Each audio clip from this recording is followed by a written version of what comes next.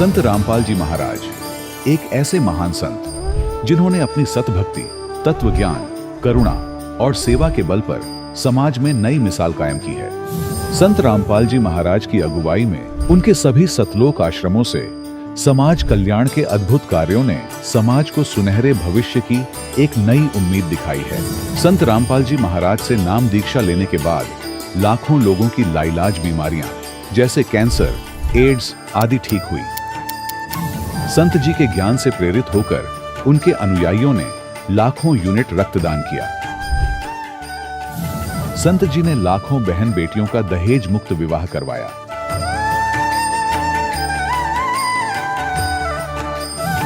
संत जी ने लाखों लोगों का नशा छुड़वाया, करोड़ों उजड़े परिवार बसे। संत जी के आश्रमों में समागम के दौरान निःशुल्क नेत्र चिकित्सा, दंत चिकित्सा प्रदान की जाती है। संत रामपाल जी महाराज द्वारा समय समय पर पर्यावरण संरक्षण के उद्देश्य से बड़े स्तर पर वृक्षारोपण किया जाता है। संत जी ने जरूरतमंदों को तत्काल राहत पहुंचाने के लिए एम्बुलेंस सेवा शुरू की।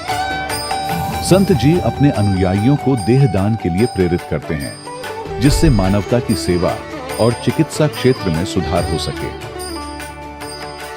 संत रामपाल जी महाराज के सभी आश्रमों में हर रोज निःशुल्क भंडारा आयोजित किया जाता है, जहां हर वर्ग, हर जाति और हर धर्म के लोग एक साथ बैठकर भोजन करते हैं।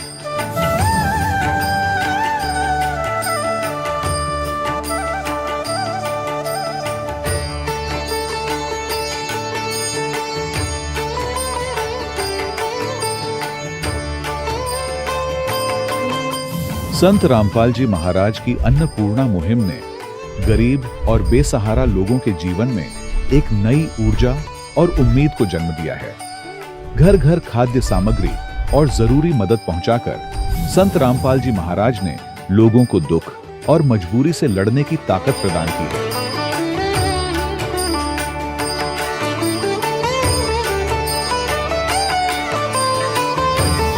संत रामपाल जी महाराज द्वारा गरीब लोगों के लिए घर बनवाने का अद्भुत कार्य एक ऐसी मिसाल कायम कर रहा है जो सदियों सदियों संत जी की उदारता और दया भावना के तौर पर जाना जाएगा।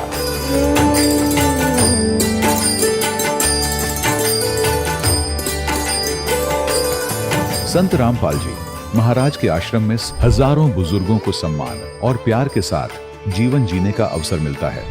उनके खाने, रहने और स्वास्थ्य की पूरी जिम्मेदारी संत रामपाल जी महाराज उठाते हैं। अनाथ बच्चों के लिए संत रामपाल जी महाराज के सभी आश्रम किसी वरदान से कम नहीं। यहाँ उन्हें शिक्षा, संस्कार और भविष्य के लिए बेहतर अवसर प्रदान किए जाते हैं। चाहे बाढ़ हो, भूकंप या महामारी, संत रामपाल जी महाराज और उनके अनुयायी हमेशा ही जरूरतमंदों के लिए सबसे आगे खड़े रहते हैं। कोविड महामारी के दौरान संत रामपाल जी महाराज के आश्रमों से करोड़ों लोगों के लिए भोजन, दवाइयां और जीवन रक्षक सामग्रियां उपलब्ध कराई गई। चाहे गरीब की मदद हो या किसी शोषित और पीड़ित वर्ग के हक और सम्मान की लड़ाई, संत रामपाल जी महाराज ने हमेशा ही उनकी दबी आवाज को सरकारों तक पहुंचाया है और उन्हें उचित न्याय दिलवाने में अहम भूमिका अदा की है। समाज में आध्यात्मिक और सामाजिक मूल्यों के प्रति जागरूकता लाने में संत रामपाल जी महाराज हर कदम पर मानवता के सच्चे सेवक साबित हुए हैं। संत रामपाल जी महाराज का जीवन हमें सिखाता है कि सच्ची सेवा वही है जो निस्वार्थ भाव से की जाए। आइए हम भी इस महान सेवा के कार्य में इस महान संत से जुड़ें और संत रामपाल जी महाराज से नाम दीक्षा लेकर अपने जीवन को धन्य बनाएं।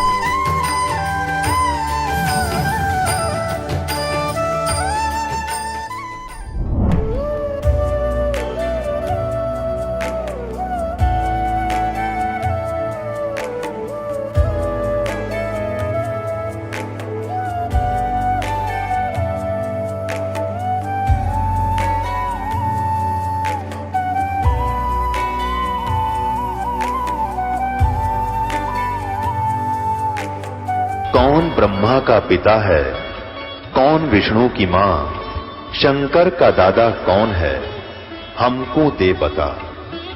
ये जानने के लिए कृपया सुनिए।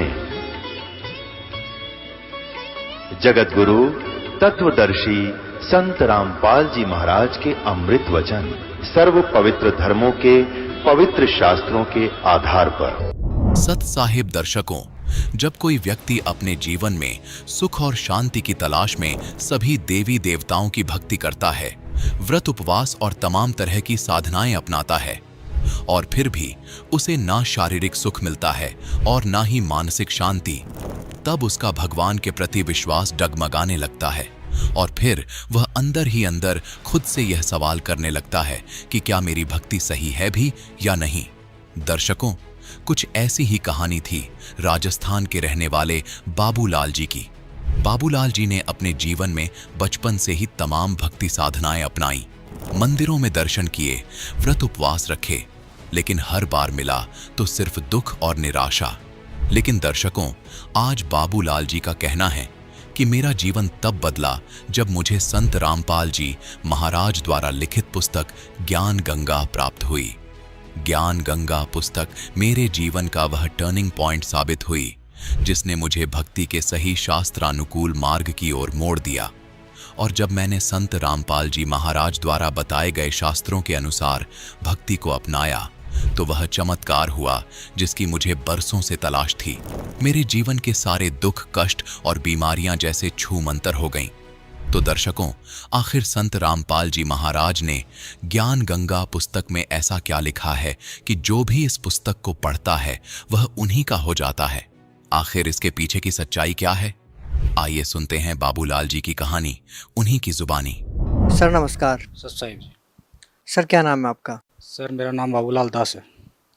सर कहाँ से आए हैं? सर मैं राजस्थान से नवा नागौर से हूँ। क्या काम करते हैं आप? सर मैं महाराष्ट्र में टाइल का काम करता हूँ। संत रामपाल जी महाराज की शरण में आने से पहले आप क्या साधना करते थे? संत रामपाल जी महाराज की शरण में आने से पहले मैं शुरू से देवी देवताओं की पूजा साधना करता था, और सन 2006 में जोधपुर के पास एक कबीरपंथियों का एक डेरा है भोपालगढ़ तहसील में, जिसको बोलाराम जी महाराज की देवरी कहते थे। सन 2006 में वहाँ से नाम लिया था और उस नाम की साधना किया करता था। सन 2013 तक मैंने वो साधना की थी, लेकिन कोई लाभ नहीं हुआ था, और अनेक प्रकार की कई साधना करते थे, देवी देवताओं को भी जाते थे, सब कुछ करते थे उसमें। सर उन साधनाओं को करने से आपको क्या लाभ हुआ? उन साधनाओं को करने से हमें कोई लाभ नहीं हुआ। हम ऐसे ही डोरे ढेरते रहे, ऐसे ही कई कई बातों में चलते रहे, इधर से उधर से पत्र पूजना ये सब करते रहे। उस साधना से न तो आध्यात्मिक लाभ हुआ, न कोई सुख लाभ हुआ, न कोई पारिवारिक लाभ हुआ, और हमेशा विपत्तियों का सामना करना पड़ा। तो सर संत रामपाल जी महाराज की शरण में कैसे आए? हम परमपिता रामपाल जी महाराज की शरण में एक भगत जी ने हमको ज्ञान गंगा पुस्तक दी, हम उसको पढ़े। उसको पढ़ने के बाद फिर रामपाल जी महाराज का चैनल पे शाम को सत्संग आता था, उसको हम डेली सुनते थे। तब हमें उन सत्संगों से इतना ज्ञान हुआ, हम पहले की तुलना जो कबीरपंथी हमें दिया करते थे उससे उसकी तुलना की कि वो संत हमें ये नाम देते थे, और ये महाराज हमें शास्त्र खोल के बता रहे हैं कि कबीर सागर में इस जगह या बौद्ध सागर में इस जगह पे वो ये लिखा है। जब उसमें परमात्मा ने बताया था कि धर्मदा तुझे लाख दुआ, ये सार शब्द कहीं बाहर न जाई, तो फिर इन संतों के पास ये सार शब्द आ गया कहाँ से? और नहीं ये कोई शास्त्र कुनूल साधना देते थे, न कोई कुछ, कोई इनका ज्ञान का कोई आधार नहीं था, न इनका कोई शास्त्र खोला, न कोई प्रमाण सहित कोई इनको बात थी कि परमात्मा ने जो संतों ने पहले क्या कहा था, न उनका इनका विचारधारा था, न कोई उनके पास सतभक्ति थी। और उसी के पीछे पीछे हम काफ़ी दिनों से ये चल रहे थे। तो मालिक का सत्संग देखा तो हमें उन शास्त्रों से सब प्रमाणित किया कि वेदों में, शास्त्रों में, गीता में क्या कह रहा है, वेद क्या कह रहे हैं, और परमात्मा जब कबीर साहिब भी पूर्ण परमात्मा उन्होंने क्या कहा था, वो लोग आज तक ये कबीरपंथी लोग इस चीज़ को समझ नहीं सके, जो आज परमात्मा ने खुद हम पर दया करी और आज समझ में आया, वो खोल खोल के बता रहे हैं कि इस जगह पे ये लिखा है, इस जगह पे ये लिखा है, लेकिन फिर भी ये अज्ञानी लोग जो धर्म का धंधा बना रखे उस बात को नहीं समझ रहे हैं। तो ऐसी मालिक की रजा हुई, ऐसे हमने शरण में लिया मालिक ने। तो फिर सर संत रामपाल जी महाराज के शरण में जाने के बाद आपको क्या लाभ प्राप्त हुए? परम संत रामपाल जी महाराज की शरण में जाने के बाद हमको पहला लाभ आध्यात्मिक ज्ञान हुआ, हमें सत्साधना मिली, सत भक्ति मिली और सत मंत्र मिले जो प्रमाणित है, शास्त्रों में अनुसार प्रमाणित है, वो हमें संत रामपाल जी महाराज ने दिए। उसके अनुसार हमें साधना करें और हमें सुख शांति। आज एक बार मैं महाराष्ट्र में जहाँ मैं काम करता हूँ, पहले मैं इन देवी देवताओं के चक्कर में अगर मैं जो साधना करता था तो मेरी एक सबसे घटिया आदत थी कि महाराष्ट्र में कोई लॉटरी खेलते हैं ऐसा, तो मेरी वो आदत पड़ गई थी। तो वहाँ पे पैसा जाता आता कोई कुछ लाभ नहीं होता। तो मालिक से जैसे ही मैंने नाम लिया और मालिक ने जैसे ही सिर पे हाथ रखा तो मेरी वहाँ आज तक मेरा मन नहीं गया और मैंने वहाँ तक आज तक 3 साल हो गए पैर नहीं रखा वहाँ मैंने। संत रामपाल जी महाराज से नाम लेने के बाद फिर मैंने आज तक उन लॉटरी में मैंने एक कदम ही नहीं रखा। मालिक ने ऐसा दिमाग फेर दिया कि वहाँ पे जाने का मन ही नहीं करता, हमेशा सत भक्ति में ही मन करता है। और भगत जी तीसरा लाभ परमात्मा ने ये दिया कि पहले हम जैसे कर्जे में दबे रहते थे, आमदनी नहीं होती थी, सब दरवाजे बंद है, और मालिक के आने से आज सब दरवाजे खोल दिए परमात्मा ने। और जहाँ दास के पास एक ओडी ज़मीन नहीं थी, आज परमात्मा ने 2-2 प्लाट दरा रखे, सब मालिक की व्यवस्था सब कर सके, हर दर से दरवाजे खोल दिए मालिक ने। और एक बार की बात है, मेरे एक परमात्मा की दया से मैंने रिक्वेस्ट की थी मालिक, तो परमात्मा की दया से एक बच्ची का जन्म हुआ। तो वो बच्ची आज 1 साल की हुई है, 11 महीने की लगभग हुई है। तो वो एक बार मैं घर में सफाई कर रहा था, तो एक लकड़ी का एक दरवाज़ा है जहाँ हम बाहर निकलते हैं, जिसको बाड़ा बोलते हैं, वो उस दरवाजे के हम लकड़ी का मोटा पोड़ लगाते थे, ऐसा बहुत मोटा, उसको बंद करने के लिए। तो मैं जब वो बच्ची वहाँ उसके पास बाहर निकलना चाहिए, तो उस दरवाजे को ऐसे खोला तो वो इतना मोटा जो लकड़ा था वो यहाँ सिर पे गिर गया, जबकि वो अभी पैर चलना भी नहीं आता उसको। उस बच्ची को पैर चलना भी नहीं आता, वो इतना मोटा लकड़ा उसके बच्ची के सिर पे गिर गया और इतनी आवाज़ आई जैसे कि सिर के 2 भाग हो गए। फिर मैं एकदम भाग के जाके देखा तो ऐसा क्या बोला, जाके देखा तो बच्ची ऐसे पड़ गई और मैंने सोचा ये तो चली गई। जैसे ही मैंने फिर वो रोई अकेले, मैं मालिक के जहाँ जोत लगा था वहाँ लेके आया तुरंत मालिक के। फिर मैंने देखा सिर में तो एक बाल को भी कहीं टच नहीं था बिल्कुल कि यहाँ पे कुछ सुई भी लग जाए, जबकि वही लकड़ा मेरे पैर पे एक बार पड़ा हुआ था तो मेरी आंगली 4 दिन तक सनी हुई थी। और उस बच्ची का जो छोटा सा सिर है, अभी सिर पक्का भी नहीं होगा उनका, एक बाल भी बांका नहीं हुआ उसका। मालिक ने उसको तुरंत हाथ में लेके बचा लिया, ऐसी मालिक की दया हुई।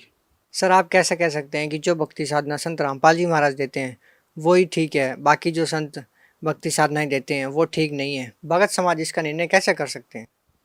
जी सर, ये तो शास्त्रीय प्रमाण है इनका शास्त्रीय प्रमाण है कि जितने भी ये धर्मगुरु है अपने, उनके पास न वो लोकवेद है उनके पास, क्योंकि शास्त्रों में गीता में जितने भी धर्म शास्त्र है उनमें लिखा क्या है और वो बताते क्या हैं। और रामपाल जी महाराज आज सब ग्रंथ खोल के एक को रेट बताते हैं कि ये बात यहाँ पे लिखी है और ये बात ऐसी है और इस बात से ऐसा करने से ऐसा फायदा मिलता है। यही फर्क है कि परमात्मा सतगुरु रामपाल जी महाराज जी है और उन्होंने ये बता दिया है कि आज तक हम सब कुछ पढ़ लिए थे, हमें ये भी ज्ञान नहीं था कि परमात्मा कौन है। आज तक ऐसा कोई धर्मगुरु, ऐसा कोई वेद ज्ञानदाता कोई भी नहीं हुआ, ये नहीं बता सका कि परमात्मा कौन है। आज वही मालिक ने परमात्मा रामपाल जी महाराज ने बता दिया कि परमात्मा कौन है, वो परमात्मा कैसी लीला करता है, कहाँ रहता है, कैसे आता है, आज उन्होंने खोल खोल के सब ग्रंथों से प्रमाणित कर दिया है। फिर भी ये धर्मगुरु ऐसी बातों को नहीं मानते हैं, ऐसी इनकी सोच है। भगत समाज को क्या संदेश देना चाहते हैं? मैं भगत समाज को ये संदेश देना चाहता हूँ कि ये मनुष्य जन्म मिला है, हम न जाने कितनी बार जन्म गए, कितनी बार मर गए। आज हमें परमात्मा के विधान के अनुसार आज हमें इतनी बुद्धि दी, आज हमें ऐसा परमात्मा की दया हुई है, ऐसे सत्संग मिले, परमात्मा ऐसे संत मिले, आज हमें सब खोल के बता रहे हैं कि आप देखो, शास्त्र मेरी नहीं मानो, शास्त्रों में देख लो, उनके अनुसार साधना करो, पहचानो परमात्मा को कौन है, कौन नहीं है, कहाँ है, कैसा है, उनके अनुसार भक्ति करो। और नाम दीक्षा लेकर उनका क्या नाम है, कैसे मिलता है, सब परमात्मा शास्त्रों में लिखा हुआ है। आज मालिक खोल खोल के बता रहे हैं, उनके शरण में आओ और उनको ज्ञान को ग्रहण करो और नाम दीक्षा लेके इस आवागमन से मुक्त हो। सर, जो लोग संत रामपाल जी महाराज से नाम दीक्षा लेना चाहते हैं, वो संत रामपाल जी महाराज से दीक्षा कैसे ले सकते हैं? मैं भगत समाज से ये कहना चाहता हूँ कि अगर जो कोई संत रामपाल जी महाराज से नाम दीक्षा लेना चाहता है, ज्ञान समझना चाहता है, तो टीवी पे डेली सत्संग आता है, वो सुने। और जैसे उनके एक पुस्तक सेवा है ज्ञान गंगा, वो आज हर जगह बढ़ रही है, उनको गहराई से पढ़े और उनका अन्य शास्त्रों से, संतों की बातों से, विचारों से मिलान करें और ये बात को सतोले कि वास्तव में ये सही है और ये गलत है। तो ऐसा करके सोच समझने के बाद वहाँ पे जहाँ सत्संग आती हैं टीवी पे, वहाँ पे उस पर एड्रेस नंबर दिए हुए हैं, तो आप उन नंबरों पे संपर्क करके वहाँ के आसपास के स्थल की जानकारी लेके नाम लेके कल्याण करवाएं। सर, धन्यवाद। सत साहिब। दर्शकों, अभी आपने सुने संत रामपाल जी महाराज से दीक्षा प्राप्त करके सुखी हुए भक्त के अनुभव। अब देखिए जगत गुरु तत्वदर्शी संत रामपाल जी महाराज के मंगल प्रवचन।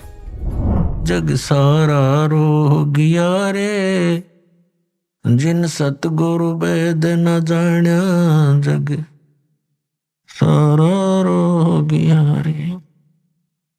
भाई सच्चा सतगुरु कोई न पूजे, इन झूठों जगपतियासी। सच्चा सतगुरु कोई न पूजे, इन झूठों जगपतियासी। अंधे की बाँ गही अंधे ने, ये मार्ग कौन बतासी। जग सारा रो गया रे, जिन सतगुरु वेद न जाण्या, जग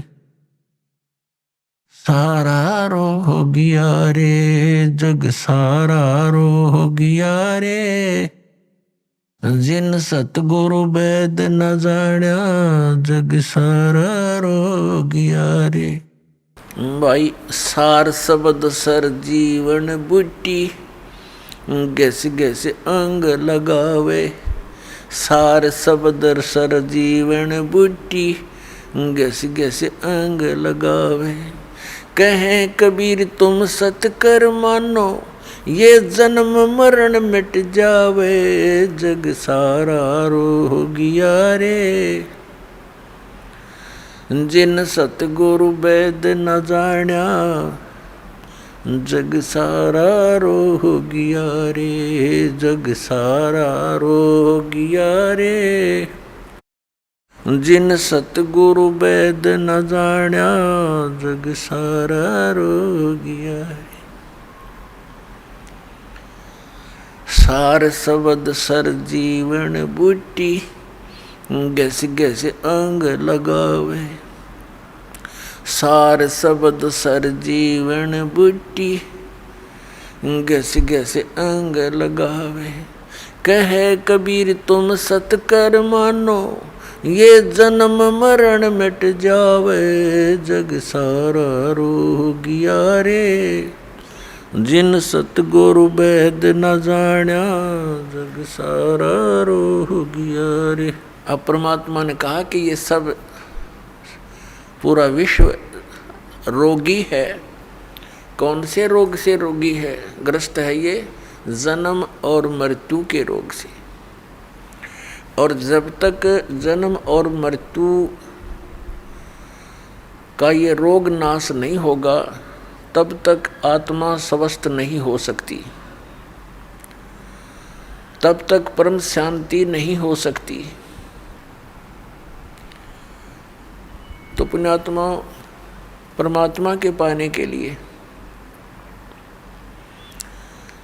हमें एक विशेष विवेक की आवश्यकता पड़ेगी। उसके अंदर हमें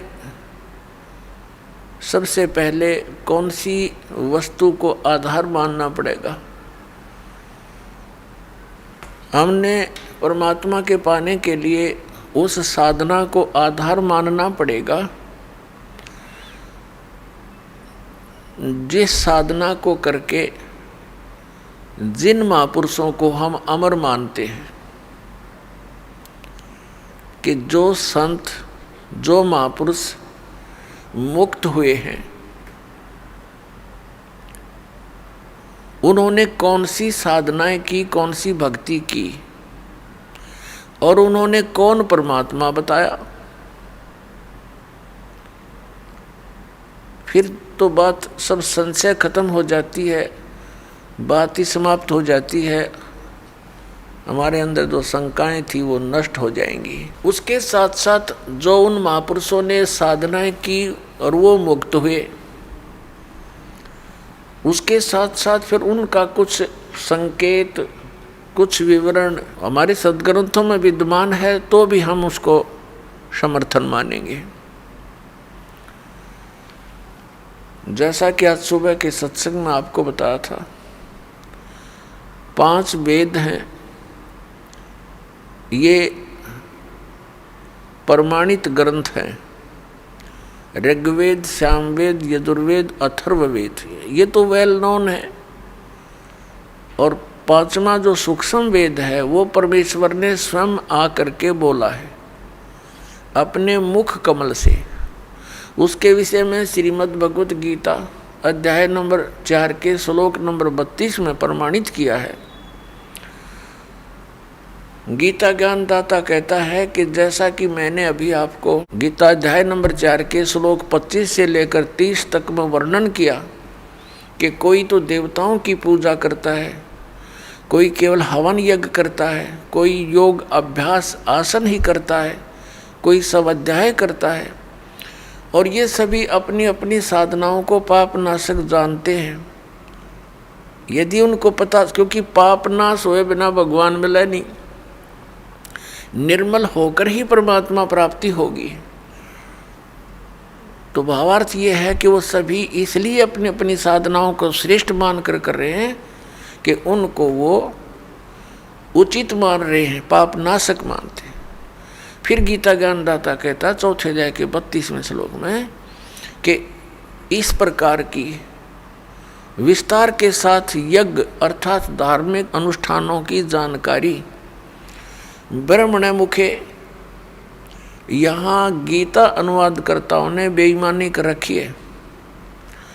ब्रह्मण मुखे का अर्थ कर रखा है वेद की वाणी। वेद वाला ज्ञान तो वो गीता ज्ञानदाता बोल ही रहा है, और उससे वो हटकर बता रहा है कि सच्चिदानंद घन ब्रह्म की वाणी में विस्तार के साथ कही गई है। अब श्रीमद् भगवत गीता अध्याय नंबर 17 के श्लोक नंबर 23 में ये ब्रह्मण्य शब्द है, जो 4थे अध्याय के 32वें श्लोक में ब्रह्मण्य मुखे शब्द है, वहाँ भी ब्रह्मण्य शब्द है। तो वहाँ इनकी नीत साफ थी अनुवादकर्ताओं की। इन्होंने वहाँ पर ब्रह्मण्य का अर्थ कर दिया सच्चिदानंद घन ब्रह्म, जो इसका असली अर्थ है। और यहाँ 4थे अध्याय के 32वें श्लोक में ये डंडी मार गए, क्योंकि इनको ज्ञान था नहीं, बेईमानी कर गए। यहाँ लिख दिया वेद की वाणी, यहाँ भी लिखना था सच्चिदानंद घन ब्रह्म की वाणी में। आपको दिखाते हैं, थोड़ा सदग्रंथों को रूबरू कराएंगे तभी तो विश्वास होगा। ये देखिएगा श्रीमद् भगवत गीता पदछेद अन्वय साधारण भाषा टीका सहित, ये गीता प्रेस गोरखपुर से प्रकाशित है। जयदयाल गोविंद का इसके अनुवादक है।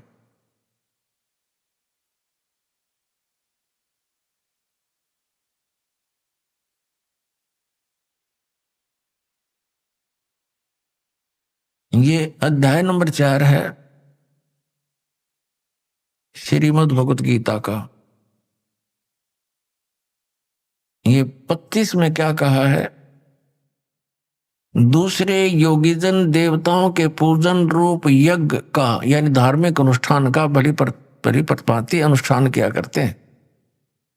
पर उपासते माने पूजा करते हैं, ये उपासते माने पूजा करते हैं। और अन्य ब्रह्म अग्नौ यानी ब्रह्म परब्रह्म नहीं, इस काल की साधना तक सीमित है, आत्म रूप यज्ञ का हवन किया करते हैं। और छठा 26वां अन्य श्रोत्रादि समस्त इंद्रियों को संयम रूप अग्नियों में हवन किया करते हैं, यानी कुछ अपने इन कान आदि रोक राख कर ये क्रियाएं करते रहते हैं। दूसरे योगीजन शब्द आदि शब्द स्पर्श रूप रसगंध इन समस्त विषयों को इंद्रिय रूप अग्नि में हवन किया करते हैं, यानी अपने संयम साधना में लगे रहते हैं। दूसरे योगीजन इंद्रियों की संपूर्ण क्रियाओं को और प्राणों की समस्त क्रियाओं को, श्वासों की, प्राण माने श्वासों की, ज्ञान से प्रकाशित आत्म संयम रूप योग रूप अग्नि में हवन किया करते हैं। हवन माने साधना करते हैं। और कई पुरुष द्रव्य संबंधी यज्ञ करने वाले हैं, यानी द्रव्य संबंधी माने धन से होने वाला, जैसे कोई भंडारा कर दिया, कितना कंबल बांट दिए, और कहीं कोई धर्मशाला बनवा दी, कोई मंदिर बनवा दिया, इस तरह कितना भंडारे कर दिए। इस तरह कहते हैं कुछ एक इस प्रकार की साधना करके संतुष्ट है कि हमने बहुत कुछ कर लिया। द्रव्य संबंधी यज्ञ, द्रव्य माने धन से होने वाली करने वाले कितने ही तपस्या रूप यज्ञ करते हैं, कई तपस्या ही करते हैं, अनुष्ठान करते तपस्याओं का। दूसरे योग करते हैं, योग अभ्यास, यानी पेट घुमा दिया कि ऊपर न पर नीचे न सर कर ली, इस तरह की क्रियाओं से ही वो अपने आप को संतुष्ट मानते। और कुछ एक अहिंसावादी तीक्ष्ण व्रतों से युक्त यत्नशील पुरुष, कुछ एक ऐसे जैसे मुंह पर पट्टी बांध गए और नंगे पैरों चल रहे, इसको अहिंसावादी तीक्ष्ण व्रत बोलते हैं। कुछ ऐसी क्रियाएं करते हैं। और कुछ स्वाध्याय रूप ज्ञान यज्ञ करने वाले हैं, जैसे गीता जी का पाठ कर लिया या कोई मंत्र, वेदों के मंत्र गोट लिए, इस तरह के स्वाध्याय बोलते हैं। 29-30 में क्या कहा कि दूसरे कितने योगीजन अपान वायु में प्राण वायु को हवन करते हैं, यानी अपने इन अंदर की 5 प्राणों से ही खसते रहते हैं, प्राण वायु को अपान वायु में। अन्य कितने ही नियमित आहार करने वाले हैं, यानी सीमित आहार, एक बार खा लिया, थोड़ा सा खा लिया, उसका अभ्यास करते रहे। कुछ प्राणायाम करते रहते हैं, प्राणों की और अपान की गति को रोककर प्राणों को श्वास छोटा कर बड़ा श्वास बढ़ाने घटाने के चक्कर में लगे रहते हैं, प्राणों में हवन क्या करते हैं। ये सभी साधक यज्ञों के द्वारा पापों का नाश कर देने वाले यज्ञों को जानने वाले हैं। इसका वास्तविक अर्थ ये है कि ये सभी अपनी अपनी साधनाओं को पाप नाश करने वाली जानते हैं। यदि ये इनको पता लग जाए कि ये साधना पाप नाशक नहीं है, तुरंत त्याग देंगे ये। यदि यही सही होते, फाइनल होते, तो चौथे अध्याय के 32वें श्लोक में गीता जानदाता ये नहीं कहता कि और विस्तार के साथ वहां लिखी हुई है। अब और विस्तार क्या रह गया, जितने डले डोने थे सारे लिख कर रखे, इसमें बता रखे। अब देखना अध्याय नंबर 4 के और श्लोक नंबर 32 में कहा है, इसमें एक शब्द है एवं बहुविधा यज्ञ वित्तता ब्रह्मणे मुखे। ये ब्रह्मणे शब्द है इसमें चौथे अध्याय के 32वें श्लोक में। कर्मजान विधितान सर्वान एवं ज्ञातवा विमोक्ष से। अब क्या बताते हैं, इस ब्रह्मणे मुखे का जो अर्थ, ब्रह्मणे मुखे को हमने देखना है, इन्होंने अनुवाद गलत किया है। एवं माने इस प्रकार, बहुत प्रकार के यज्ञ यानी धार्मिक अनुष्ठान इन्होंने वेद की वाणी में कर दिया, ये गलत कर दिया। ब्रह्मणे मुखे का अर्थ लिखना था सच्चिदानंद घन ब्रह्म की वाणी में विस्तार से कहे गए। उन सबको तू कर्म जान, यानी कर्मों से, शारीरिक क्रियाओं से संपन्न होने वाले जान, नाम उठत नाम बैठत नाम सोत जागबे, नाम खाते नाम पीते नाम से लागबे, ये क्रिया है उसमें। विधि जान उनको जान, इस प्रकार तत्व से जानकर उनके अनुष्ठान द्वारा तू कर्म बंधन से सर्वथा मुक्त हो जाएगा। अब ये देखना, हमने ये गलत कर दिया ने, बेईमानी कर रखी यहाँ पर। यहाँ लिखना था सच्चिदानंद घन ब्रह्म की वाणी में। अब आपको दिखाते हैं इसी श्रीमद् भगवत गीता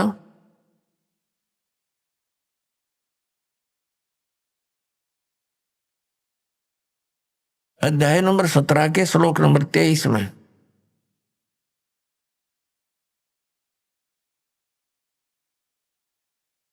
यहां देखना 23 में, इसमें है ओम तत्सत इति निर्देश है ब्रह्मण तिर्विद समर्थ ब्राह्मणा तेन वेदा च यगा च विहिता पुरा। ओम ओम तत् तत् सत सत इति माने यह, ऐसे यह, तिर्विध माने 3 प्रकार का, ब्रह्मण सच्चिदानंद घन ब्रह्म का, ब्रह्मण माने सच्चिदानंद घन ब्रह्म, ये यहां बिल्कुल सही इन्होंने अनुवाद किया है, का नाम कहा है। अपने आत्मा इस गीता जी अध्याय नंबर 17 के श्लोक नंबर 23 में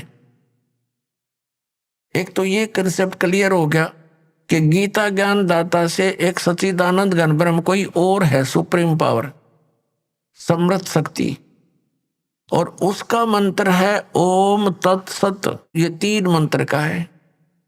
तो एक तो हमारी पवित्र गीता से हमें यह मिलेगा कि कौन सी साधना करने की है, वो कौन से मंत्र हैं जो जाप करके मोक्ष प्राप्ति होती है, और दूसरे फिर हम प्रमाण लेंगे उन महापुरुषों से जिनको हम मुक्त मानते हैं, और जिनका ये अन्य संत पंथ उन महापुरुषों के भी प्रमाण देते हैं कि वो पार हो गए, वो महापुरुषों की वाणी भी लेते हैं, तो उन्होंने भी कौन से मंत्र जाप किए, फिर ये सब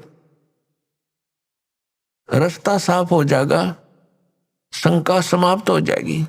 शंका समाप्त हुई, भगवान मिला, फिर तो क्रिया करनी शेष रह जाएगी, और वो क्रिया इतनी आसान है, चलते फिरते उठते बैठते भगवान का कभी कितना ही भजन कर लो, काम करते करते, और अंतिम सांस तक साधना करनी है, भगवान साथ लेकर जाएगा आपको सतलोक में। अब देखो, अब हम फिर आगे अध्याय नंबर 4 के श्लोक नंबर 32 पे,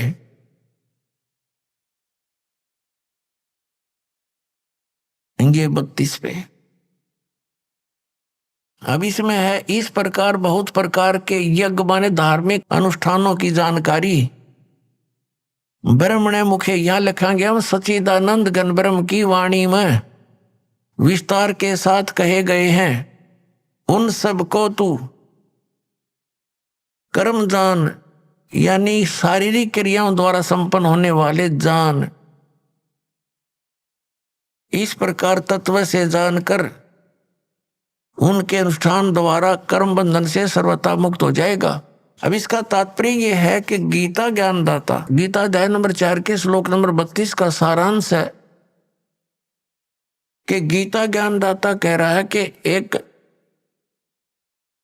सच्चिदानंद घन ब्रह्म की वाणी में, जो उस सच्चिदानंद घन ब्रह्म ने यानी परम अक्षर ब्रह्म ने, पूर्ण परमात्मा ने आकर अपने मुख कमल से जो ज्ञान दिया है, वो वाणी मुखे, मुखे माने मुख कमल से उच्चरित वाणी में, मुख से बोले गए उस ज्ञान में वो विस्तार के साथ कहा गया, और उसको जानने के बाद फिर पूर्ण रूप से सभी प्रकार से तो सब कर्मों से मुक्त हो जाएगा। अपनात्मा ये तत्व ज्ञान है जो सच्चिदानंद घन ब्रह्म की वाणी है, ये सूक्ष्म वेद है, 5वां वेद है, और जिसके विषय में गीता ज्ञान दाता अनभिज्ञ है, कहते उसकी वो जानकारी तो कोई उसका रिप्रेजेंटेटिव सच्चिदानंद घन ब्रह्म का जो दास होगा उससे परिचित जो संत होगा वो बतावेगा। उसके लिए चौथे अध्याय के 34वें श्लोक में कहा कि उस तत्व ज्ञान को जो सच्चिदानंद घन ब्रह्म की वाणी में है, जिसको परमात्मा ने, सच्चिदानंद घन ब्रह्म ने, परम अक्षर ब्रह्म ने, सतपुरुष ने स्वयं आकर के बोला है, वो तत्व ज्ञान है। उस ज्ञान को तू तत्वदर्शी संतों के पास जाकर समझ। ये देखिएगा चौथे अध्याय का 34वां श्लोक।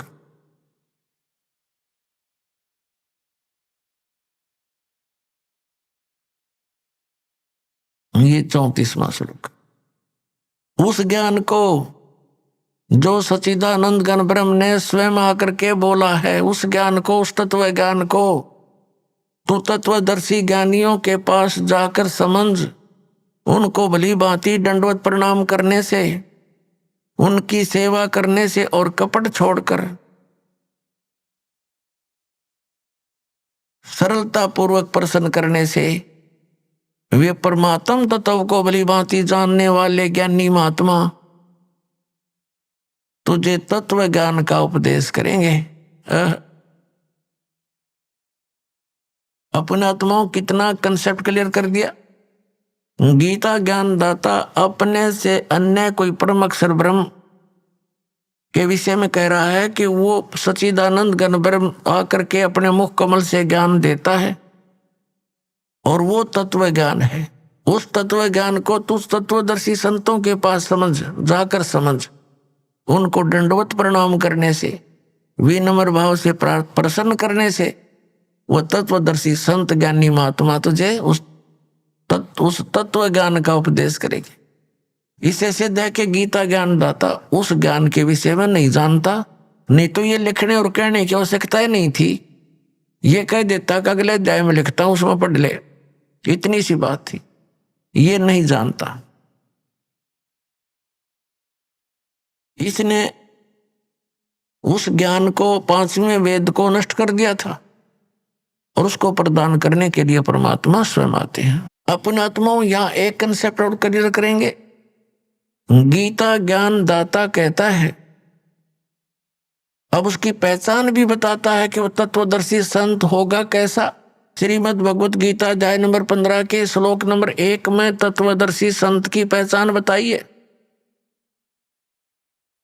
क्या बताया है कि ये एक संसार रूपी उल्टा लटका हुआ वृक्ष समझो, पूरा विश्व सब ब्रह्मांडों समेत, और जिसकी ऊपर को जड़ है, नीचे को तीनों गुण रूपी शाखा है। श्रीमद् भगवत गीता अध्याय नंबर 15 के श्लोक नंबर 1 से लेकर 4 में ये स्पष्ट किया है। इस उल्टे लटके हुए संसार रूपी वृक्ष की जानकारी दी है। अब आपको ये उल्टा लटका हुआ संसार रूपी वृक्ष दिखाते हैं, फिर आसानी से जो दास सब सदग्रंथों से रूबरू करने जा रहा है, आपको आसानी से समझ जाएंगे। देखिएगा, ये समझो एक संसार रूपी वृक्ष है पूरा। ऊर्ध्व मूलम अधः शाखम। देखिए श्रीमद् भगवत गीता अध्याय नंबर 15 का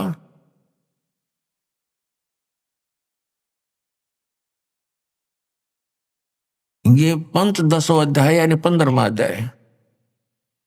15वां अध्याय है, ये इसका प्रथम श्लोक है। इसमें कहा कि ऊर्ध्व मूलम अधः शाखम अश्वत्थम प्राहु अवम छंदासी यस्य पर्णानि ये तम वेद स वेदवित्। ऊर्ध्व मूलम इसका अर्थ है कि ऊपर को जड़ और नीचे को शाखा। अधः माने नीचे होता है, ये भ्रमित है, इन्होंने गलत कर दिया। अधः माने ब्रह्मा रूप मुख्य शाखा वाले, नहीं। ये 15वें अध्याय के दूसरे श्लोक में 2 बार अधः है, अधः अधः। इसका अनुवाद इन्होंने इसके अगले पृष्ठ पे किया है। अधः माने नीचे, अधः माने नीचे, अधः माने नीचे, ऊर्ध्व माने ऊपर, अधः माने नीचे, अधः माने नीचे। तो हम यहाँ इसको शुद्ध कर लेंगे, इन्होंने गड़बड़ कर दी थोड़ी सी, ये बेईमानी करके जहाँ इनके समझ में ना आई।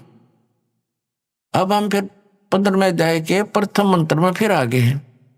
ऊर्ध्व मूलम, ऊपर को जड़ वाला, और ऊपर को जड़, और अधः शाखम, नीचे को शाखा वाला, अश्वत्थम पराहो अव्यम, ये संसार रूपी पीपल का अविनाशी वृक्ष कहा है। छंदासी यस्य प्रणानी, इसके जो पत्ते आदि जो है इसके छंद हैं, विभाग हैं, पार्ट हैं।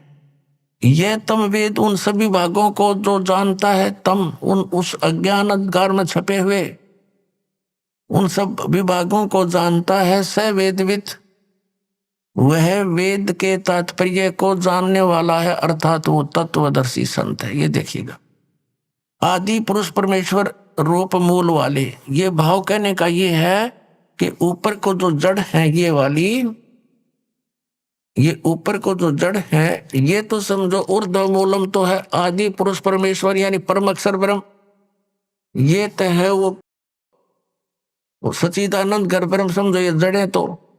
और ये तना अक्षर पुरुष, ये परम अक्षर पुरुष, ये तना अक्षर पुरुष। ये देखिएगा, ये पूर्ण ब्रह्म कहो, परमेश्वर कहो, परम अक्षर ब्रह्म कहो, या सच्चिदानंद घन ब्रह्म कहो, ये जड़े हैं। जैसे ये जड़, ओनली जड़। और फिर इसके बाहर जो जमीन से बाहर दिखाई देता है इसको पेड़ बोलते हैं। गीता ज्ञान दाता ने केवल इतना ही कहा कि ऊर्ध्व मूलम, ऊपर को जड़ और नीचे को शाखा वाला, यह संसार रूपी पीपल का वृक्ष कहा है। और जो संत इसके सभी छंद यानी विभागों को जानता है, स वेदविद, वो तत्वदर्शी संत है। तो परमेश्वर कबीर जी ने 600 वर्ष पहले आकर कहा था, तत्वदर्शी संत की भूमिका बताई थी अपने सच्चिदानंद घन ब्रह्म की वाणी में, अपने मुख कमल से बोलकर। वो ऐसी ही लीला करता है, वेद भी प्रमाण देते हैं। 600 वर्ष पहले लगभग परमात्मा ने बताया था कि अक्षर पुरुष एक पेड़ है जो जमीन से बाहर दिखाई देता, उसको वृक्ष बोलते।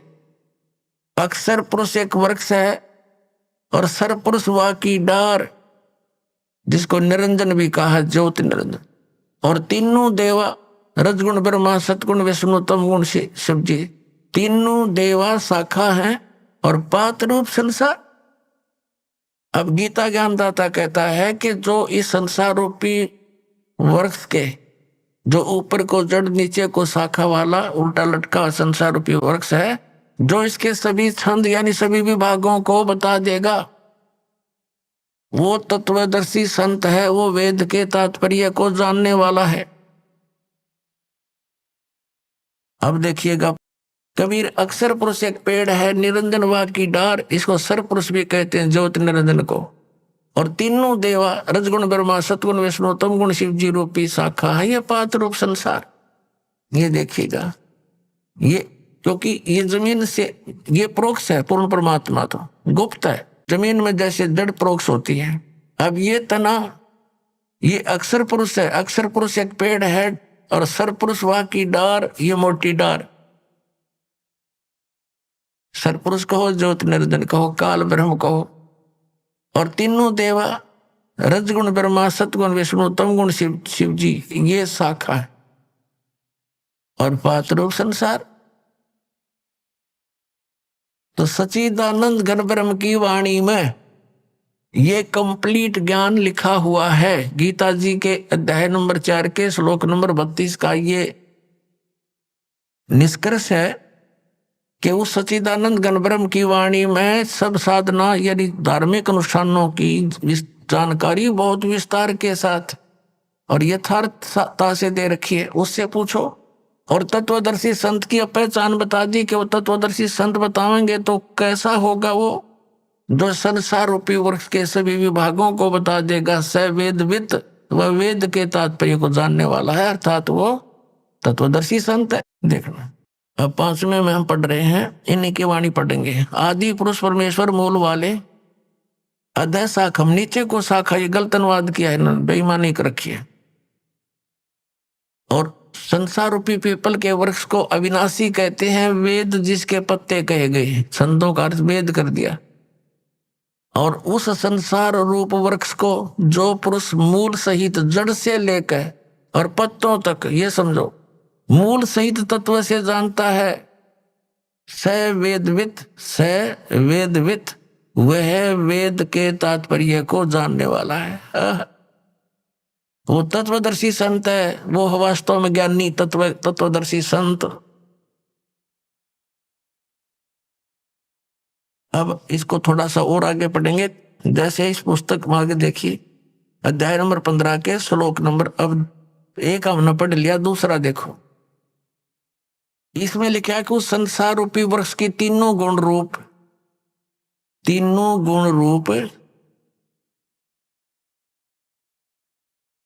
ये शाखाएं हैं।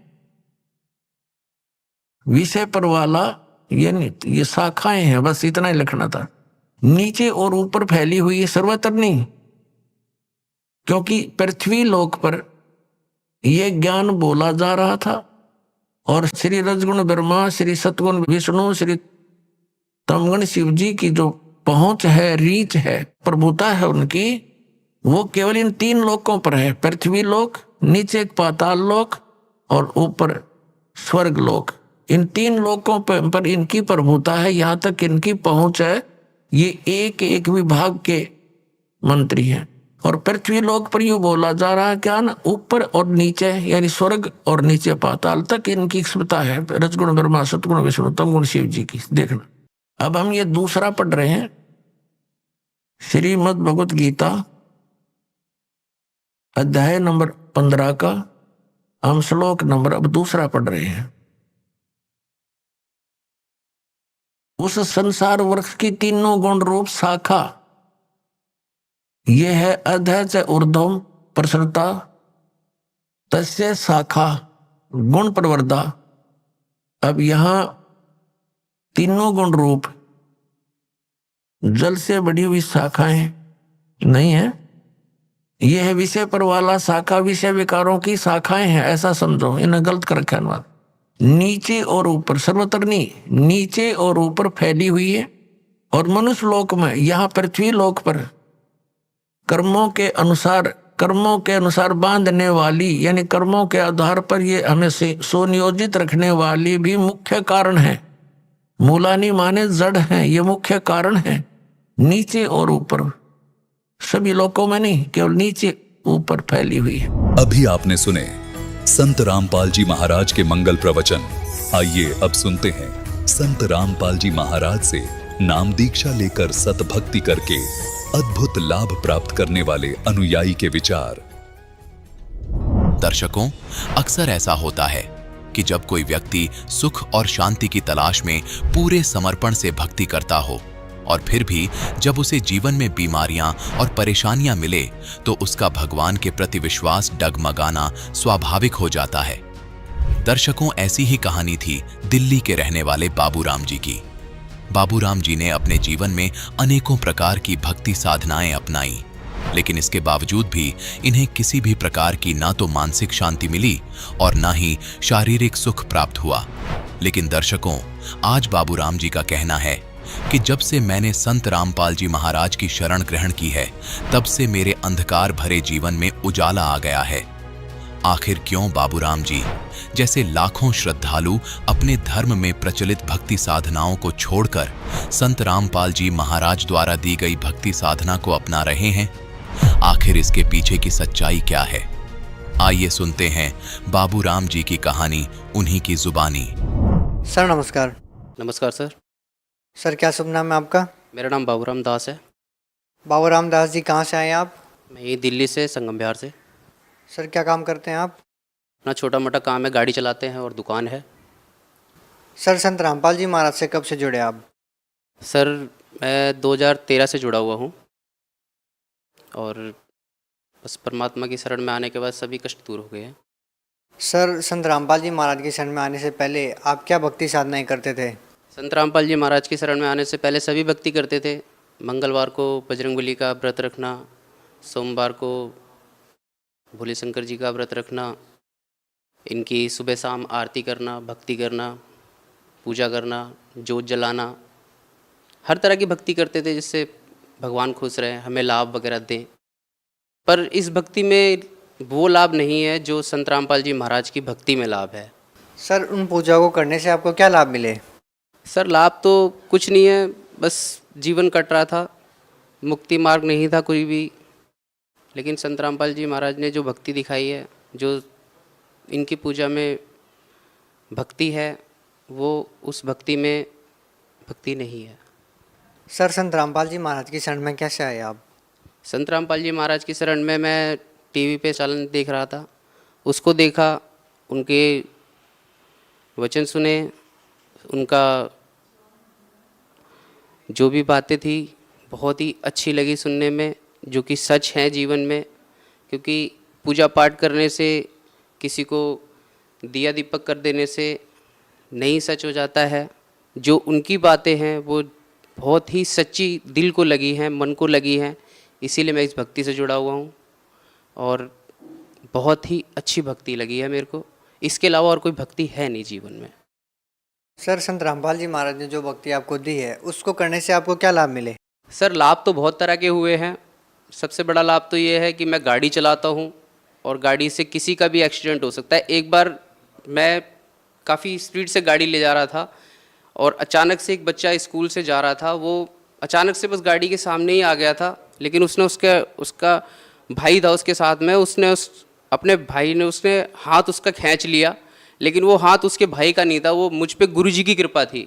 क्योंकि हम गुरुजी की शरण में हैं, वो हमें हर मुसीबतों से, हर परेशानी से दूर रखते हैं। अपने भक्तों को, अपने दासों को, अपने बच्चों को वो किसी तरह से निराश नहीं कर सकते हैं। और मेरे बच्चे हैं 2, एक मेरी गुड़िया है, वो अचानक से चौंक जाया करती थी रात में, उसको बहुत ही प्रॉब्लम होती थी, रात में उठ जाती थी, घबरा जाती थी, डर जाती थी। हमने परमात्मा से आस करी, परमात्मा आप ही के बच्चे हैं, इन पे दया करो। जब से वो मेरी गुड़िया बिल्कुल ठीक रहती है और हर तरह की परेशानी परमात्मा ने दूर करी है। मालिक से क्या कहें, बिना मांगे परमात्मा देते हैं, सब कुछ देते हैं।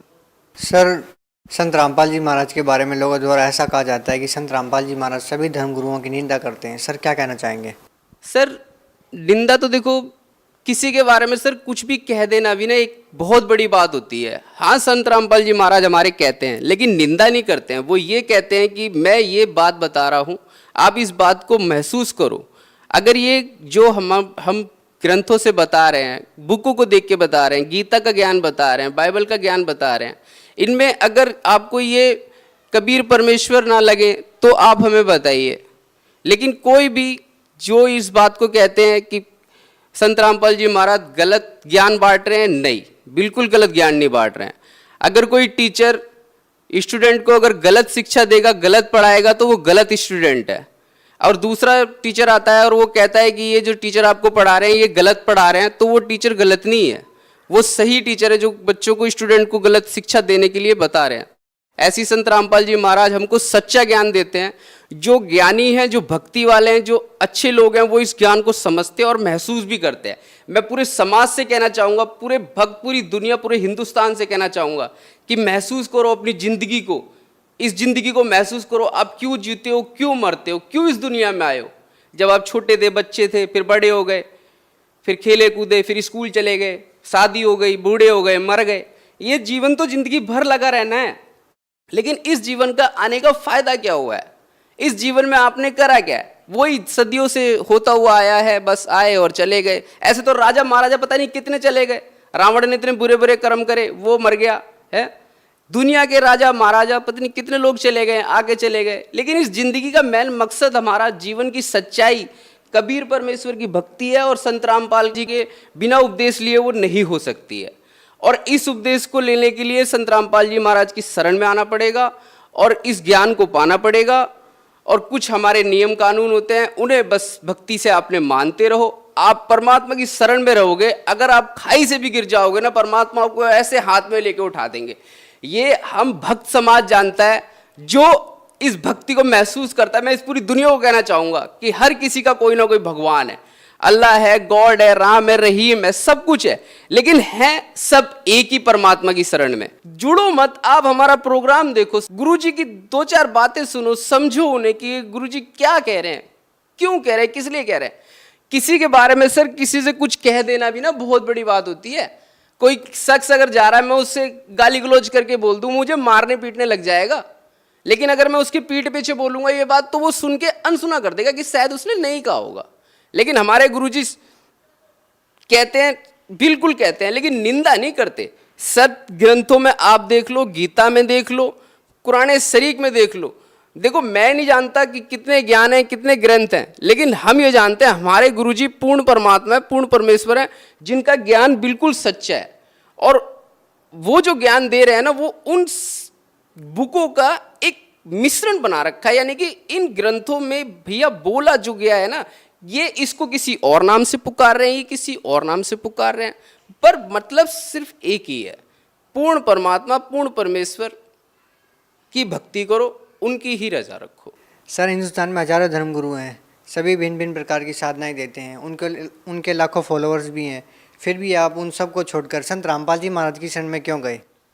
सर देखिए, इस दुनिया में हर इंसान सिर्फ लाभ चाहता है, लाभ, बेनिफिट, जीरो कॉस्ट। हमारे संत रामपाल जी महाराज हमको ऐसी भक्ति देते हैं, बेटा आप सिर्फ एक परमात्मा की जोत जलाओ, गुरु जी को प्रणाम करो, उनके श्री चरणों में अपना शीश नमन करो, और बस जो आपको मंत्र दिए गए हैं आप उनका गुणगान करो। आपका हर परेशानी आपके मालिक दूर करेंगे। हर आदमी यही चाहता है मेरे बीवी बच्चे खुश रहें, मेरा कारोबार चलता रहे, और इस जीवन में आदमी को क्या चाहिए? इस जिंदगी में बस यही चाहिए, मेरे बीवी बच्चे ठीक ठाक रहें, मैं ठीक ठाक रहूं। अब आदमी दारू पी लेगा, सिगरेट पिएगा, तो इसमें कहाँ से ठीक रह पाएगा? हमारे गुरुजी कहते हैं बेटा दारू मत पियो, तुम्हारे लीवर खराब हो जाएंगे। सिगरेट मत पियो बेटा, है तुम खराब हो जाओगे, जल्दी मर जाओगे, है। और ऐसे काम करोगे तो फिर वहां नहीं जा पाओगे जहां मैं तुम्हें ले जाना चाहता हूं। हमारे गुरुजी कहते हैं आपको सतलोक में जाना है। सतलोक जीवन की सबसे बड़ी सच्चाई है, जिसको कोई इंसान जान नहीं पाया। जो ये ज्ञान जानता है सिर्फ सतलोक, सिर्फ वो ही जानता है, और कोई नहीं जानता। सर, भगत समाज को क्या संदेश देना चाहते हैं? भगत समाज को सर यही संदेश देना चाहूँगा मैं कि मैं भी एक दास हूँ, आप भी किसी धर्म के दास हो। कोई किसी को मानता है, कोई किसी को मानता है, लेकिन जो सत्य है वो सत्य है। हम तो ये चाहेंगे कि आप शिक्षित बने और ज्ञान को इसे समझे, देखे, फिर निर्णय ले कि ये भक्त क्या कहते हैं, क्यों रामपाल जी की शरण में जाते हैं, क्यों भक्ति करते हैं इनकी। आप अगर समझोगे तो आप हमारी जगह खड़े होगे। भक्त समाज से मैं यही कहना चाहूँगा कि संत रामपाल जी महाराज पूर्ण ब्रह्म है, पूर्ण परमात्मा है। हमारी नज़र में वो भगवान है, और भगवान की शरण में जितनी जल्दी आप आ जाओ आपका कल्याण होगा, और इस जीवन मरण के संकटों से आप मुक्त हो जाओगे। सतलोक जाएंगे सब लोग, अच्छे से वहाँ रहेंगे। बाकी बहुत सारी योनियाँ हैं इस जीवन में, कोई कुत्ता बनता है, कोई बिल्ली बनता है। इन सारी परेशानियों से संत रामपाल जी महाराज जी मुक्त कर सकते हैं। आप इनकी शरण में आइए, आपका कल्याण होगा। आप बस भक्ति करेंगे तो आप इस जीवन में सबसे सुख इंसान बन जाएंगे। मैं बस भक्त समान को यही कहना चाहूँगा कि आप आइए और हमारे गुरुजी से उपदेश ले लीजिए। जो चैनल पे प्रोग्राम आता है उसमें सभी नंबर, सभी कांटेक्ट, सभी कुछ दिए जाते हैं। अगर आप चाहें तो मोस्ट वेलकम। हम आपसे चाहेंगे आप आएँ और भक्ति करें। सर, बहुत बहुत धन्यवाद आपका। सच्चा ही।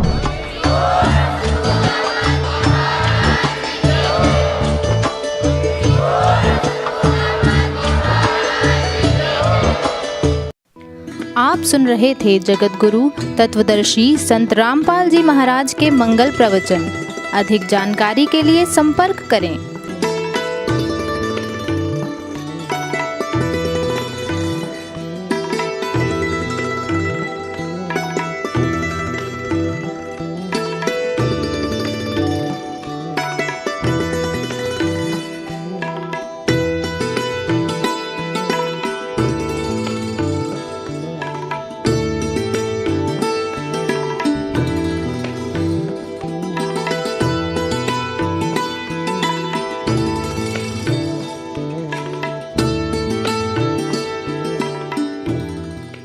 जगत गुरु तत्वदर्शी संत रामपाल जी महाराज जी के पावन सानिध्य में भक्ति की अलख जगाने तथा श्रद्धालुओं को सत्य भक्ति मार्ग का रास्ता दिखाने हेतु कनाडा के लोकप्रिय channel the TV NRI channel पर जगत गुरु तत्वदर्शी संत रामपाल जी महाराज जी के मंगल प्रवचनों का प्रसारण प्रतिदिन सुबह 7:30 बजे से 8:30 बजे तक तथा रात्रि 7:30 बजे से 8:30 बजे तक किया जा रहा है। इस सत्य भक्ति मार्ग को अपनाने के लिए अधिक से अधिक सत्संग प्रसारण देखें। इस सत्संग प्रवचन का सीधा प्रसारण संत रामपाल जी महाराज लाइव सत्संग YouTube चैनल और जगत गुरु संत रामपाल जी महाराज फेसबुक पेज पर भी देख सकते हैं।